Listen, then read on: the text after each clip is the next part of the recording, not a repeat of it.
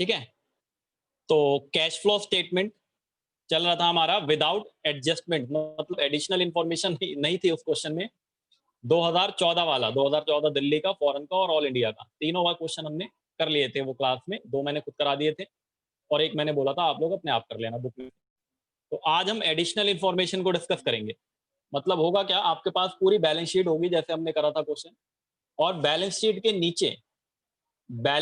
नीचे कुछ additional information दी होगी। माइक बंद रखना सभी अपने। बैलेंस शीट के नीचे कुछ एडिशनल इंफॉर्मेशन दी होगी। वो एडिशनल इंफॉर्मेशन हम कैसे डील करेंगे, तो यहाँ पर कौन कौन सी इंफॉर्मेशन हो सकती है पहले वो बता देता हूं मैं। एक तो डेप्रिसिएशन बहुत इंपॉर्टेंट है, डेप्रिसिएशन का एडजस्टमेंट आएगा। उसके बाद एक होता है प्रोविजन फॉर टैक्स, वो भी डिस्कस करेंगे हम। फिर आपका एक प्रपोज डिविडेंड का, ये AS4 के अकॉर्डिंग, नया अकाउंटिंग स्टैंडर्ड 4 में नया अमेंडमेंट है, उस अमेंडमेंट के अकॉर्डिंग हमें AS4 के अकॉर्डिंग प्रपोज डिविडेंड का क्या ट्रीटमेंट है वो पढ़ना होगा। और फिर छोटे मोटे ट्रीटमेंट होते हैं, जैसे इंटरिम डिविडेंड दे देगा नीचे, इंटरिम डिविडेंड लिख दिया, ठीक है, उसका क्या होगा। और आपने 11th क्लास में पढ़ा था इम्प्लाइड एडजस्टमेंट। कुछ एडजस्टमेंट ऐसी होती हैं जो बाहर नहीं होती, अंदर ही होती हैं, हमें खुद पता लगाना होता है। जैसे मान लो डिबेंचर है, तो डिबेंचर के आगे रेट लगा रहता है 9%, 6%, 10%। तो उस रेट का मतलब क्या, उस डिबेंचर पे इंटरेस्ट पे करा होगा हमने, तो इंटरेस्ट ऑन डिबेंचर का वो इम्प्लाइड वाला हो जाएगा। तो वो भी हम उसके अंदर कवर करेंगे। अभी मैं आज डेप्रिसिएशन डिस्कस करूंगा, ठीक है। उससे पहले आप लोग तो एक्सपर्ट हो सारे, बहुत चैंप हो अकाउंट्स के, सबको सब कुछ आता है मुझे पता है। भूल गए हो वो अलग बात है। Depreciation, methods of recording of depreciation, मुझे जल्दी से बता दो डेप्रिसिएशन को रिकॉर्ड करने के method, methods of recording of depreciation. मेरा क्वेश्चन ध्यान से समझना, शब्दों का खेल है, सब गलत होता है। हाँ, ये आवाज किसकी थी? सर स्ट्रेट लाइन मेथड है और एक ड्यूरेशन है। अरे एक वैल्यू रिटर्न डाउन मेथड था कुछ। हाँ अच्छा, तुम लोग मेरा और बताओ, और बताओ। दो ही थे सर। नहीं नहीं, 2 तो थे, ये सही बता रहे हैं ये लोग या गलत बता रहे हैं? मैंने क्या पूछा, मैं पहले कह रहा था क्वेश्चन ध्यान से सुनो, शब्दों का खेल होता है बस। ऐसे ही क्वेश्चन IIT लेवल में बच्चे क्यों क्रैक नहीं कर पाते, वहां क्वेश्चन की लैंग्वेज ना ऐसे घुमा देता है वो कि उसको भी पता है कि आप क्या आंसर लिख के आओगे और गलत क्या लिख के आओगे। देखो ध्यान से, एग्जामिनर को भी ये मालूम होता है कि 80% बच्चे गलत क्या लिखेंगे। जैसे मुझे पता था कि आप क्या गलत बताओगे। मैंने क्या पूछा, मेथड्स ऑफ रिकॉर्डिंग, मैंने मेथड्स ऑफ चार्जिंग नहीं पूछा। अगर किसी के बाद 11th की किताबें तो खोल लो, दोनों अलग अलग बातें होती हैं। मेथड्स ऑफ चार्जिंग वो होता है straight line method, return down value method, और फिर हमारा एक चेंज ऑफ मेथड जो हमने 11th में नहीं पढ़ा था। और भी बहुत सारे होते हैं मेथड चार्ज करने के, वो होते हैं मेथड्स ऑफ चार्ज। और एक हमने पढ़ा था मेथड्स ऑफ रिकॉर्डिंग। रिकॉर्डिंग करने के 2 तरीके पढ़े थे, एक तो डेप्रिसिएशन को माइनस कर लेते थे एसेट्स में से, एसेट्स अकाउंट बनाते थे bye depreciation bye balance carried down, bye depreciation bye balance carried down, bye depreciation bye balance carried down. मतलब जो फाइनल वैल्यू बचती थी वो डेप्रिसिएशन डिडक्ट होने के बाद की वैल्यू होती थी, जिसको रिटर्न डाउन वैल्यू कह सकते हो। और एक तरीका होता था, याद करो, जिसमें एसेट्स अकाउंट में to bank by balance carried down, to balance brought down, by balance carried down, to balance brought down, by balance carried down, same चलता था दोनों तरफ। मतलब डेप्रिसिएशन के लिए एक अलग अकाउंट खुलता था। कौन सा अकाउंट होता था वो, अब तो नाम बता दो। कौन से अकाउंट में डेप्रिसिएशन को दिखाते थे? 2 तरीके से करते थे ना हम 11th क्लास में। एक तो एसेट्स अकाउंट के अंदर ही डेप्रिसिएशन दिखा देते थे, उसको क्या कहते थे, when provision for depreciation account is not maintained. एक रिकॉर्डिंग का तरीका क्या हुआ, जब हमने प्रोविजन फॉर डेप्रिसिएशन अकाउंट, या इसका एक और नाम होता है accumulated depreciation, accumulated depreciation account अगर हमने मेंटेन नहीं करा, इसका मतलब हमने एसेट्स अकाउंट के अंदर ही उसको दिखा दिया। और दूसरा तरीका था, जब हमने provision for depreciation account maintain किया, एक्यूमुलेटेड डेप्रिसिएशन अकाउंट मेंटेन करा, तो जो डेप्रिसिएशन वाला अमाउंट है वो एक्यूमुलेटेड डेप्रिसिएशन अकाउंट में जाएगा और एसेट्स अपनी ओरिजिनल कॉस्ट पे रहेगा। जो एसेट्स है वो अपनी ओरिजिनल कॉस्ट पे शो होगा और डेप्रिसिएशन इकट्ठा होता जाएगा। एक्यूमुलेट का मतलब क्या होता है, इकट्ठा करना। समझ आ गया? तो मैंने पूछा था मेथड्स ऑफ रिकॉर्डिंग, वो दोनों यहाँ काम आएंगे, इसलिए बता रहा था बस। अब स्टार्ट करते हैं लिखना, कॉपी निकालो।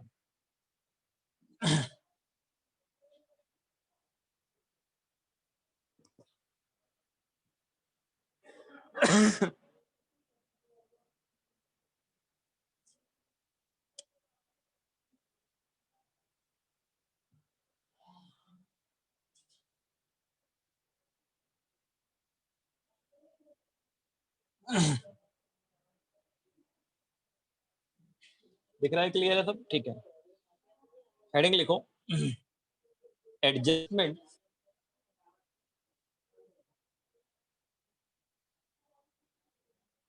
related to depreciation, related to depreciation।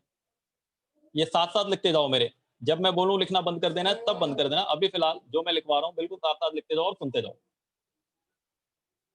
Adjustment related to depreciation, depreciation से रिलेटेड एडजस्टमेंट। यहां पर हमारे पास दो तरीके हैं, जो मैंने अभी बताया आपको। हमारे पास दो तरीके हैं यहाँ पर। एक हम उसको कहते हैं नेट मेथड, ऐसा कोई नाम किताब में लिखा मिलेगा नहीं, मैं ऐसे लिख दे रहा हूँ यहाँ पे, नेट मेथड कहते हैं इसको, जहां पे हम डेप्रिसिएशन उसी के अंदर माइनस कर लेते हैं। और एक होता है ग्रॉस मेथड।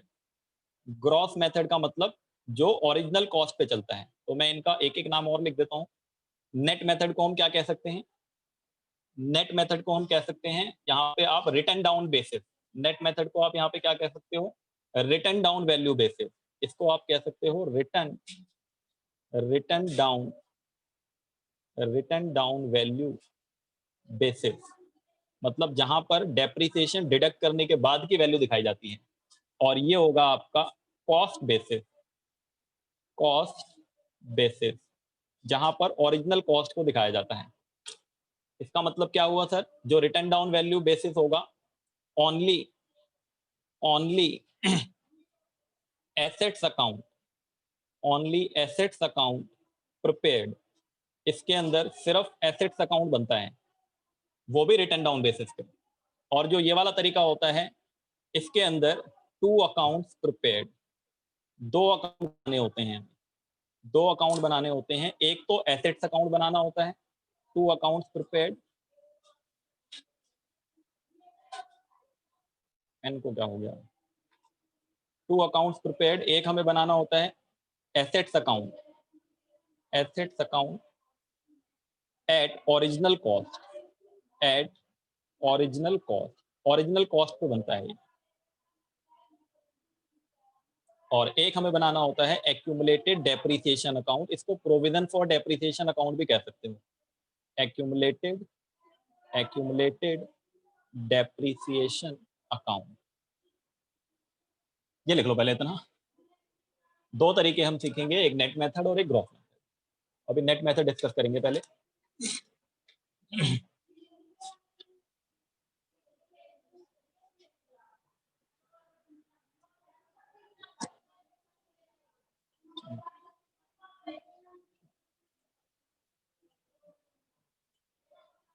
हो गया सबका?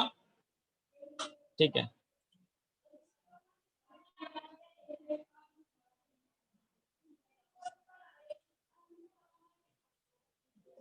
चलो नेट मेथड डिस्कस करते हैं यहाँ पे।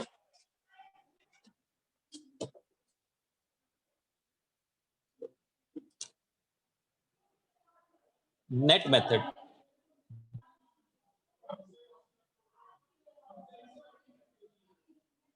नेट मेथड मतलब कौन सा वाला मेथड आपका? रिटर्न डाउन बेसिस जो होता है, रिटर्न डाउन वैल्यू बेसिस, जिसमें आप सीधे सीधे ये कह सकते हो कि सर हमें एक्यूमुलेटेड डेप्रिसिएशन अकाउंट का बैलेंस नहीं पता होगा, क्योंकि वो अकाउंट ही मेंटेन नहीं होता यहाँ पे।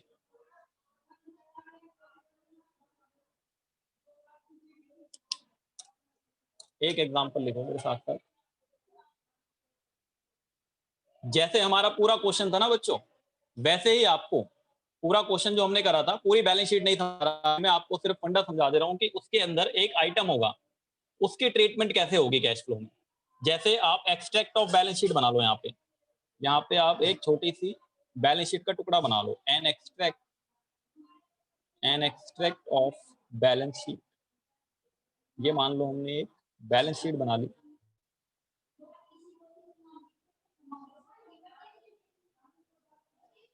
N extract of balance sheet, और 2 ईयर होते हैं क्योंकि, तो 2 ईयर के कॉलम बना लिए। एक हम 2020 लिख लेते हैं 2020 और एक लिख लेते हैं 2019 और ये पर्टिकुलर होता है। ज्यादा बड़ा मत बनाना, मैंने थोड़ा ज्यादा बड़ा बना दिया, 3-4 लाइनें तो बननी ही नहीं थी इसमें। यहाँ पर आप मशीनरी का बैलेंस लिख लो, यहाँ पर आप लिख लो मशीनरी का बैलेंस। हमें मशीनरी दे रखी है, मान लो मशीनरी हमें ये है 4 लाख रुपए की ओपनिंग बैलेंस और क्लोजिंग बैलेंस है मान लो 5 लाख रुपए। ये मेरे से ज्यादा बड़ा बन गया गलती से फॉर्मेट। ये हो गया आपका मशीनरी का बैलेंस। ऐसा ही एक ट्रीटमेंट हमें पूरा बैलेंस शीट जो होगा कैश फ्लो में उसमें दिया होगा, ठीक। फिर आपको कुछ एडिशनल इंफॉर्मेशन नीचे दी होगी, एडिशनल इंफॉर्मेशन, एडिशनल इंफॉर्मेशन। ये एडिशनल इंफॉर्मेशन लिखी होगी कुछ इस तरह से, during the year, during the year, during the year आपको दिया हुआ है यहाँ पे, during the year a machinery costing, a machinery costing, ध्यान से सुनना, अ मशीनरी कॉस्टिंग रुपीज, अ मशीनरी कॉस्टिंग ये मान लो आपका है रुपीज 60,000, 60,000 और ब्रैकेट ओपन करके लिखना, ब्रैकेट ओपन करके लिखना है यहाँ पे depreciation charge, depreciation charge, depreciation charge till date, depreciation charge till date rupees 10,000, 10,000 का डेप्रिसिएशन इस वाली मशीन पे चार्ज हो चुका है। 10,000 इसी के आगे ब्रैकेट बंद करके was sold for rupees, was sold for rupees 48,000, was sold for rupees 48,000, ठीक है, फुल स्टॉप। इसके आगे एक लाइन और दी हुई है, मान लो depreciation charge on machinery, depreciation charge on machinery, depreciation charged on machinery during the year, पूरे साल भर में, during the year depreciation charge on machinery during the year was rupees, during the year जो depreciation charge हुआ है वो आपका है 30,000, 30,000 इस तरीके से दिया हुआ है। यहाँ पे बात बहुत केयरफुली समझनी है कि ये वाला जो डेप्रिसिएशन है हमारा 10,000, ये उस मशीन का है जो मशीन हमने बेची है। ये कौन सी मशीन का डेप्रिसिएशन है? जो मशीन हमने सोल्ड करी है उसका डेप्रिसिएशन है। और जो ये वाला डेप्रिसिएशन है ये पूरी मशीन का है, पूरे साल में जो चार्ज होता है। तो दोनों अलग अलग बातें हैं। क्वेश्चन कॉपी हो गया सबका?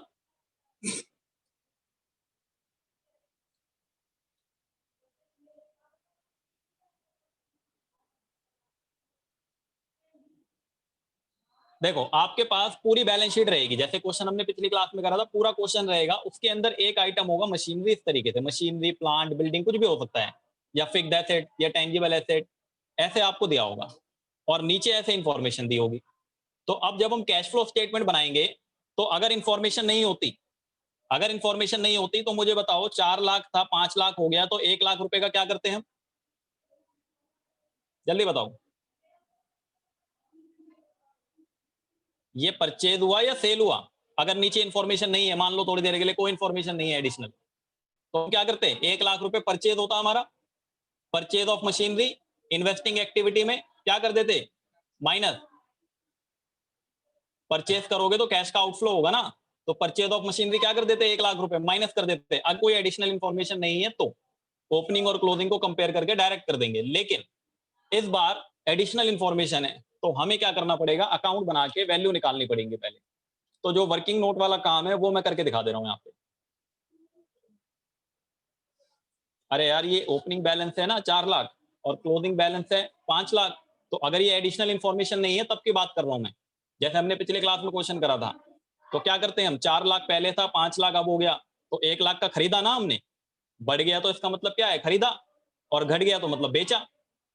तो ये हमने मशीन खरीदी 1 लाख की, तो डायरेक्ट 1 लाख रुपए चला जाता है इन्वेस्टिंग एक्टिविटी में, आउटफ्लो हो जाता है, वो माइनस हो जाता है। लेकिन मैं ये समझा रहा हूँ कि आपको ये दे रखा है और ये भी दे रखा है एडिशनल इंफॉर्मेशन, तब तो फिर डायरेक्ट नहीं हो पाएगा, तब तो अकाउंट बनाना पड़ जाएगा। देखो अब यहाँ पे हमें क्या करना पड़ेगा, अपने वर्किंग नोट में एक मशीनरी अकाउंट बनाना पड़ेगा, मशीनरी अकाउंट। मशीनरी अकाउंट का नेचर बताओ कोई बच्चा, एसेट है, लायबिलिटी है, कैपिटल है, रेवेन्यू है या एक्सपेंस है? सर इतना आसान क्वेश्चन कैसे पूछ सकते हो आप? मशीनरी अकाउंट का nature asset, liability, capital, revenue या एक्सपेंस? एसेट है मशीनरी, तो रूल लगेगा किसका, एसेट का। एसेट बढ़ता है तो डेबिट और घटता है तो क्रेडिट।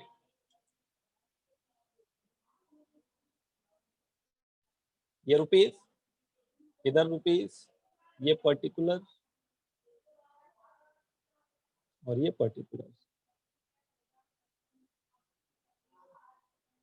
अच्छा ओपनिंग बैलेंस इधर लिखूं या इधर, डेबिट साइड में लिखूं या क्रेडिट साइड से स्टार्ट करूं? एसेट अकाउंट है ये।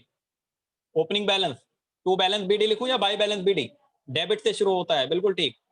To balance brought down 4 lakh रुपए, और कैरिड डाउन कहां लिख दूं, या रुक जाओ अभी कॉपी करना बंद कर दो, थोड़ी सी बातें समझाऊंगा, हो सकता है मैं। Bye balance carried down, by balance carried down 5 lakh.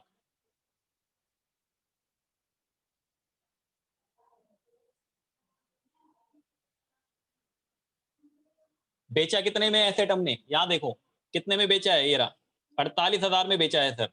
बेचने से एसेट घटता है by bank account, by bank account sale, sale कर दिया हमने 48,000 में।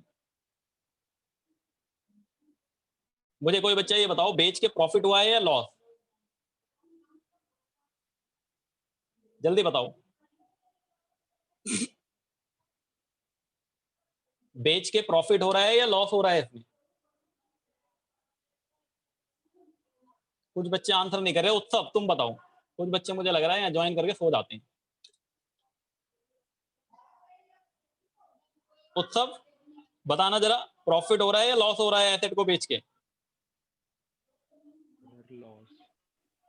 उत्सव, उत्सव का नाम लिया मैंने, है क्लास में? है तो हाँ उत्सव, प्रॉफिट या लॉस? माइक ऑन करके बोलो, मैसेज मत करो।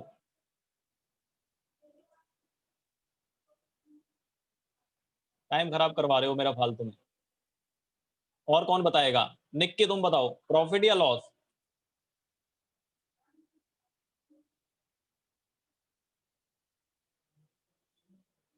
वर्किंग नोट बना दूं उसका भी, उतनी आसान चीज है। यहाँ देखो कॉस्टिंग कितनी है, 60,000, डेप्रिसिएशन लगा है टिल डेट तक 10,000, तो 60,000 माइनस 10,000, बुक वैल्यू कितनी हो गई, 50,000। 50,000 की चीज अगर मैं 48,000 में बेचूंगा तो प्रॉफिट होगा या लॉस होगा? लॉस होगा। कितने का लॉस हुआ, 2,000 का। इसको लिखते हैं by statement of profit and loss, ये लॉस हो गया। ये 2,000 कैसे आया, समझ आया? और नहीं आया तो फिर मैं वो बात नीचे लिख दूंगा, वैसे मुझे लग नहीं रही लिखने की जरूरत, छोटी छोटी बातें भी हम लिखेंगे तो फिर क्या फायदा। समझ आ गया ना? कभी कभी क्या होगा, आपको बुक वैल्यू दी होगी डायरेक्ट, अगर डायरेक्ट बुक वैल्यू दी है तो बुक वैल्यू और सेल वैल्यू को कंपेयर कर लेना, और अगर आपको कॉस्टिंग दिया हुआ है तो कॉस्टिंग में से तब तक का डेप्रिसिएशन हटा देना तो बुक वैल्यू आ जाएगा, और फिर बुक वैल्यू को सेल वैल्यू से कंपेयर कर लेना तो लॉस प्रॉफिट पता लग जाएगा। अगर लॉस होगा तो इधर और प्रॉफिट होगा तो इधर। फिर हमने पूरे साल भर मशीन के ऊपर डेप्रिसिएशन चार्ज करा है, कितना करा है सर, 30,000। ये पूरे साल का डेप्रिसिएशन यहाँ पे लिखना होता है। और कुछ बचा नहीं? बचा सर, सब हो गया, जितने अमाउंट थे सारे यूज हो गए हमारे, कुछ भी नहीं बचा। बस अब हमें बैलेंसिंग करना है, तो यहाँ पे जो बैलेंस आएगा इसको कहते हैं टू बैंक अकाउंट, और ये निकल के आ जाता है परचेज। ये आपका परचेज ऑफ मशीन कैलकुलेट होके आ जाएगा बैलेंसिंग फिगर। देखो जरा कितना आ रहा है परचेज, कहाँ गया कैलकुलेटर? 5,80,000। हाँ 1 मिनट, 5 लाख ये हो गया प्लस 30,000 प्लस 2,000 प्लस 48,000, ये 5,80,000 हो गया टोटल इधर का। ये टोटल इधर कॉपी हो जाएगा 5,80,000 और इसमें से 4 लाख माइनस कर देंगे तो 1,80,000 परचेज निकल गया।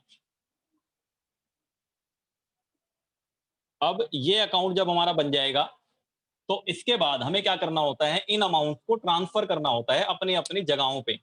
देखो अपनी अपनी जगहों पे ट्रांसफर करने का मतलब ये जो परचेज है ये इन्वेस्टिंग एक्टिविटी में माइनस हो जाएगा। ठीक है, परचेज ऑफ एसेट क्या होता है, इन्वेस्टिंग एक्टिविटी में माइनस। फिर ये जो सेल है, यहां जगह नहीं है ऊपर लिख दे रहा हूं मैं एरो बना के, ये इन्वेस्टिंग एक्टिविटी में प्लस हो जाएगा। ठीक है, यहाँ पे sale of asset investing activity में प्लस होता है। Loss on sale of fixed asset, ये वाला लॉस हमने अपने P&L अकाउंट में डेबिट कर लिया था, क्या मेरा ऑपरेटिंग एक्सपेंस है? यस और नो? नहीं है ना ये मेरा ऑपरेटिंग एक्सपेंस, तो हम इसको एडेड बैक कर लेंगे दोबारा से। कहां पे एडेड बैक कर लेंगे सर? ऑपरेटिंग एक्टिविटी में प्लस कर लेंगे नॉन ऑपरेटिंग एक्सपेंस के अंदर। Loss on sale of fixed asset, format निकाल के देख लो, वहां लिखी होगी एंट्री, अगर किसी को नहीं याद। Loss on sale of asset operating activity में प्लस होता है, और जो डेप्रिसिएशन है सर ये भी ऑपरेटिंग एक्टिविटी में प्लस होता है, ये भी नॉन कैश एक्सपेंस है। तो जब हम पूरा क्वेश्चन करेंगे तो ये एंट्रियां वहां ट्रांसफर हो जाएंगी, अपनी अपनी जगह पे चली जाएंगी। ये चला जाएगा इन्वेस्टिंग में माइनस हो जाएगा, ये इन्वेस्टिंग में प्लस हो जाएगा, ये ऑपरेटिंग में प्लस हो जाएगा और ये ऑपरेटिंग में प्लस हो जाएगा। तो इतना काम करना होगा, आप लिख लो, जिसका जो रह गया लिख लो पूरा, फिर एक और देते हैं कुछ।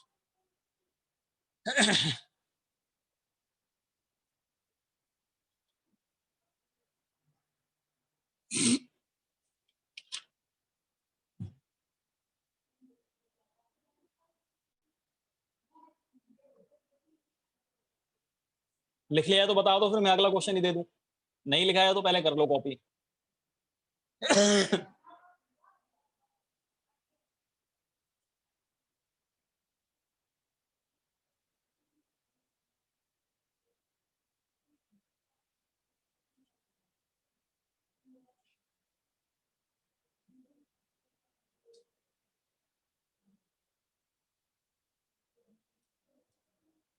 चले आगे, अगला एग्जांपल लिखते हैं। मुझे नहीं लिखा।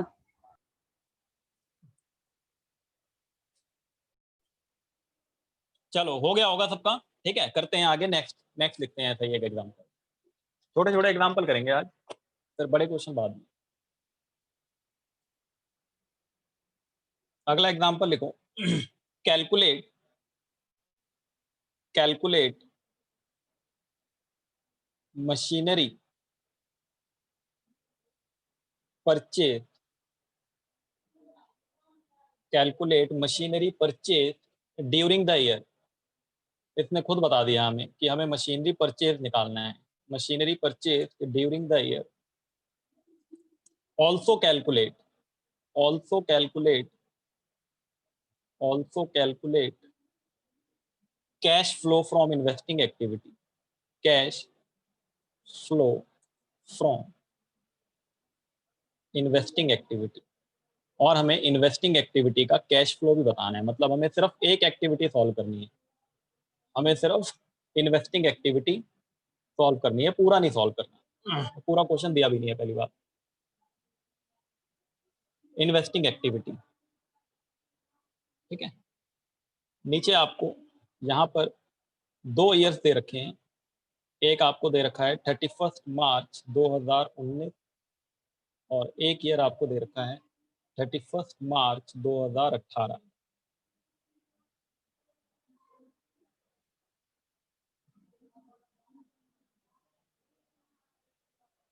और इसमें मशीनरी की वैल्यू दी हुई है हमें।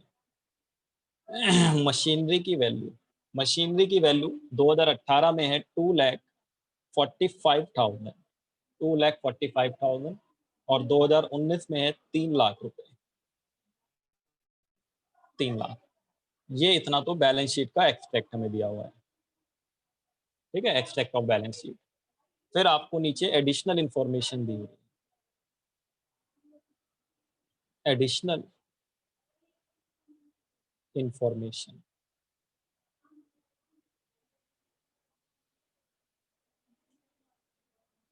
एडिशनल इंफॉर्मेशन में लिखा हुआ है during the year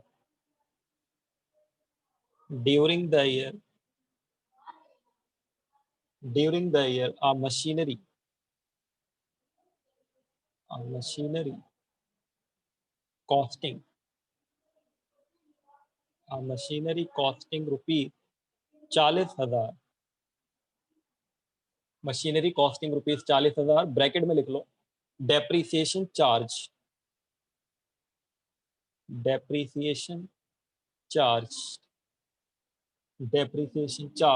till date, इस डेट तक डेप्रीसिएशन लगा है 15,000,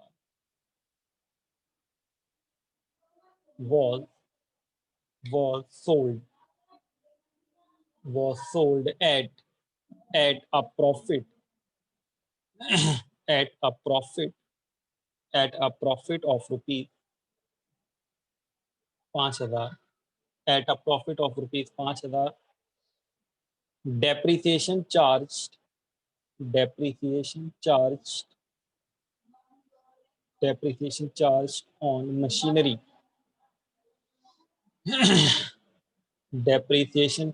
on machinery during the year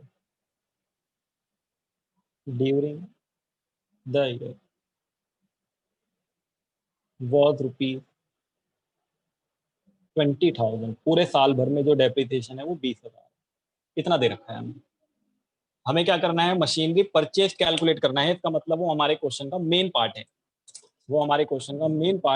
तो हम क्या करेंगे सॉल्यूशन में 8 मिनट क्लास को होने में बचे हुए, 8 मिनट के अंदर करके दिखा दो जल्दी। मैं फॉर्मेट बना देता हूँ खाली तब तक। मशीनरी अकाउंट,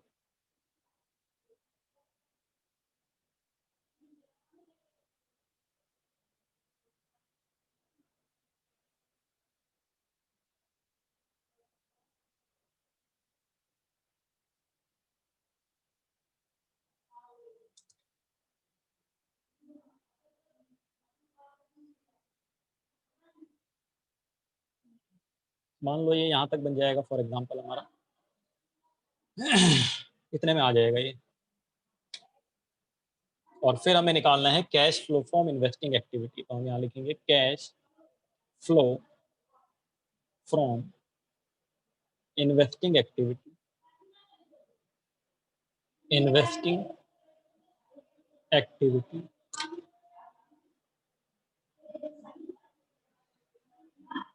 तो यहाँ पर आपका इन्वेस्टिंग एक्टिविटी में 2 ही एंट्री आएंगी, सिर्फ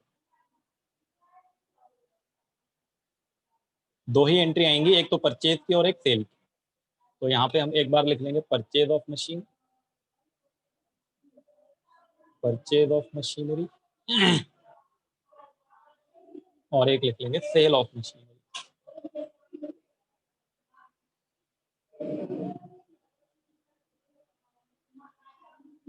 ये अमाउंट यहाँ लिख देंगे, तो यहाँ आंसर आ जाएगा हमारा इन्वेस्टिंग।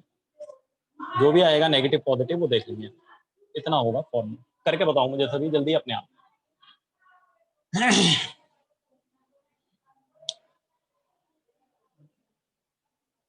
7 मिनट में 6 मिनट में ये क्लास बंद हो जाएगी, फिर दोबारा ज्वाइन कर लेना।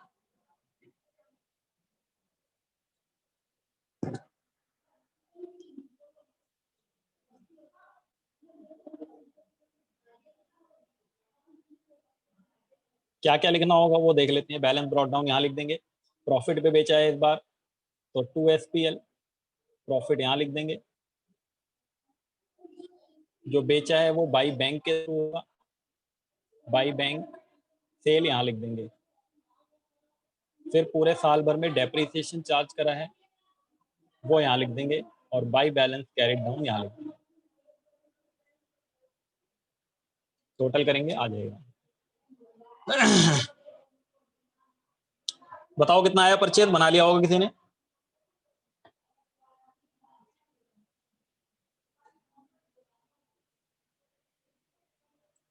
$2,45,000 तो ओपनिंग बैलेंस है, 3 लाख रुपए क्लोजिंग बैलेंस है। पूरे साल का डेप्रिसिएशन है 20,000।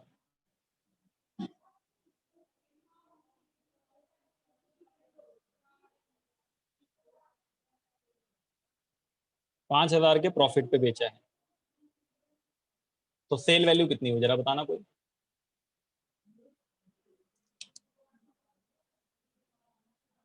ये लो क्वेश्चन भी दिखा दिया मैंने। सेल वैल्यू हर्षित कह रहा है 30,000, ठीक है बिल्कुल। 40,000 की कॉस्टिंग है, 15 हटा दो। 40,000 की कॉस्टिंग है, 40 में से 15 हटा दोगे तो 25,000 आ जाएगी बुक वैल्यू, और 25,000 को 5,000 के प्रॉफिट पे बेचोगे तो सेल वैल्यू हो जाएगी 30,000। ये समझ आ रहा है कैसे आया 30,000? नहीं तो मैं लिख दूं, जगह नहीं है यहाँ, लेकिन ये 30 कैसे आया समझ आ गया? ये देखो ये 30 कैसे आया। 30 ऐसे आया कि 40,000 हमारी कॉस्टिंग है और 15,000 वो डेप्रिशिएट हो गया, तो यहां से लेके यहां तक ये हो गई बुक वैल्यू। फिर हमने इसमें से माइनस कर दिया सेल वैल्यू, सॉरी प्रॉफिट में बेचा है ना, तो हमने प्लस कर दिया 5,000 का प्रॉफिट। ये प्रॉफिट है, ये प्रॉफिट है, तो दोनों को मिला के सेल वैल्यू आ गई।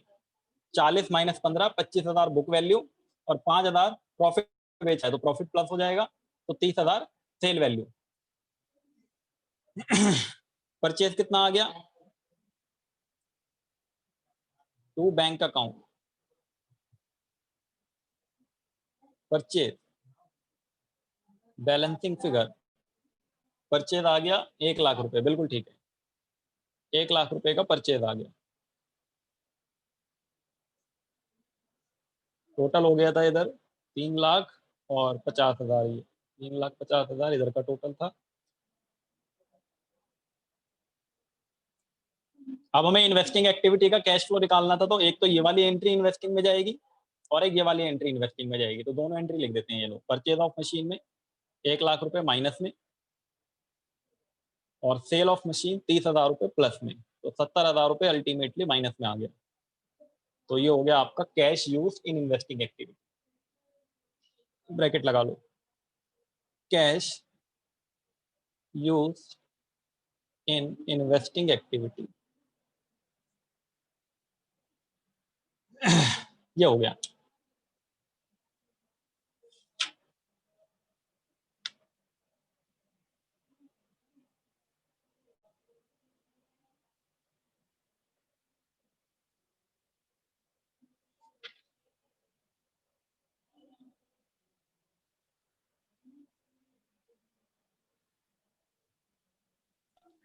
सर हाँ, सर वो आपने 1,00,000 माइनस में क्यों लिया? परचेज करा है ना हमने, परचेज करोगे तो कैश का आउटफ्लो होगा, कैश का आउटफ्लो माइनस कैश का इनफ्लो प्लस। ठीक है, एसेट खरीदने पे कैश आउटफ्लो होता है तो माइनस, एसेट बेचने पे कैश का इनफ्लो होता है तो प्लस।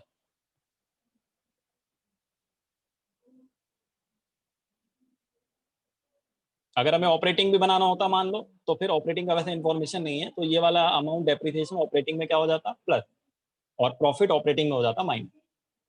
ठीक है, करेंगे हम बड़े क्वेश्चन, पहले हम अपना कॉन्सेप्ट स्ट्रॉन्ग कर लेते हैं, ताकि वहां पे फिर हमें दिक्कत ना हो एसेट्स अकाउंट बनाने में और ये सब करने में।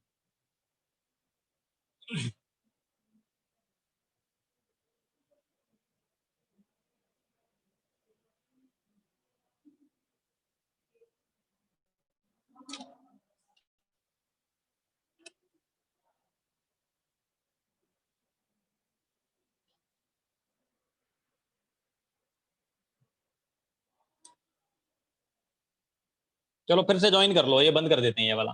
ठीक है, टाइम हो गया वैसे भी इसका, दोबारा ज्वाइन कर लो।